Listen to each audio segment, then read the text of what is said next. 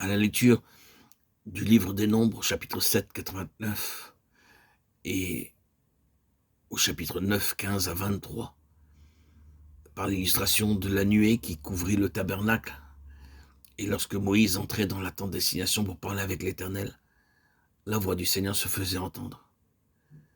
Nous avons, par ces deux passages de la Bible, l'illustration que la gloire de Dieu demeurait parmi son peuple. Mais nous découvrons dans 1 Samuel 4, 22 que la gloire était partie. Cela était dû à bien des raisons.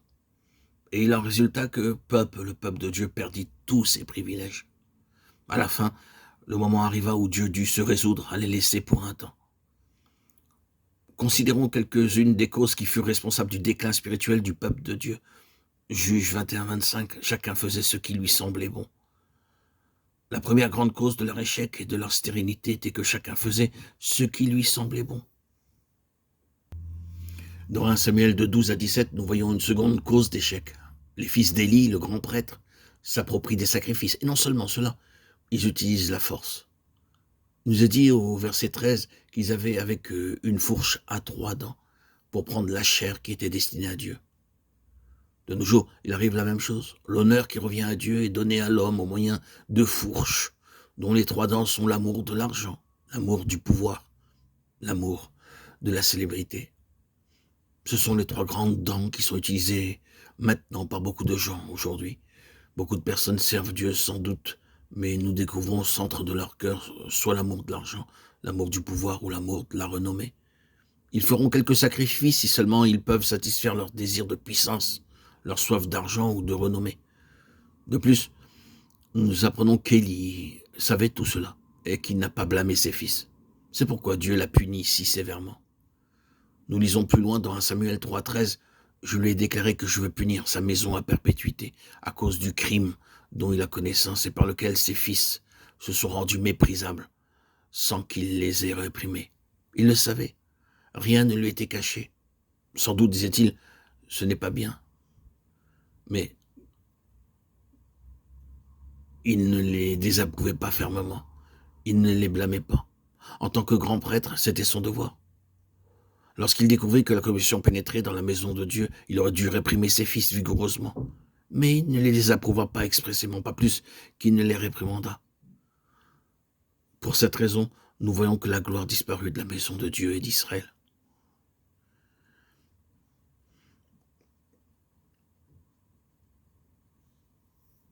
Bien, un peu plus loin dans 1 Samuel 4, 1 à 6, nous voyons qu'Élie sut que ses fils vivaient dans le péché.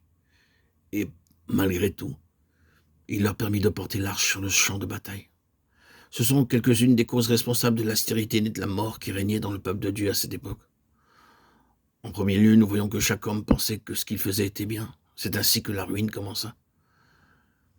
Deuxièmement, lorsqu'Élie sut que la corruption avait pénétré dans la maison de Dieu, au lieu de blâmer fermement et de punir ses enfants, il les gronda poliment. « Ne faites pas cela, s'il vous plaît, ce n'est pas bien de votre part. » C'est comme si vous disiez à un voleur, « Monsieur le voleur, ne volez pas, ce n'est pas bien de votre part. » Vous écoutera-t-il?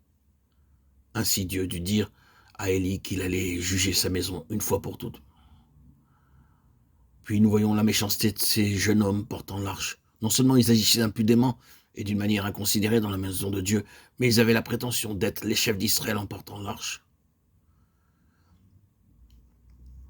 De même, aujourd'hui, nous trouvons des hommes inconvertis, riches de hautes conditions et capables à des postes de responsabilité dans les églises et le travail de Dieu.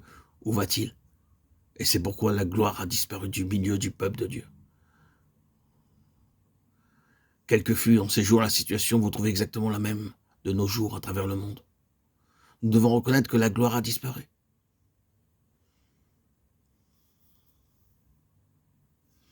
Regardez les nombreuses églises dans toute leur diversité,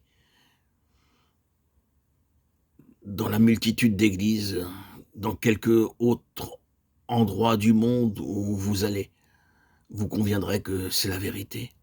Où est la gloire de Dieu? La gloire de Dieu a disparu. La parole de Dieu est devenue précieuse et rare. Ils sont très rares les endroits où les gens reçoivent de bons sermons et un bon enseignement. Ils acquièrent une bonne connaissance intellectuelle des Écritures, Mais il y a très peu d'endroits où le message de Dieu est donné avec simplicité et où les gens disent « Ah, entendez-vous ce que Dieu dit? C'est son message. » Nous lisons qu'en ces temps-là, la parole de Dieu devint rare. Ils avaient le privilège de recevoir la parole de Dieu par le grand prêtre, mais lui aussi devint spirituellement sourd, endormi et muet. Le message de Dieu ne lui était plus donné. Le peuple aussi devint aveugle et compta sur sa propre sagesse et sur son jugement pour le travail de Dieu.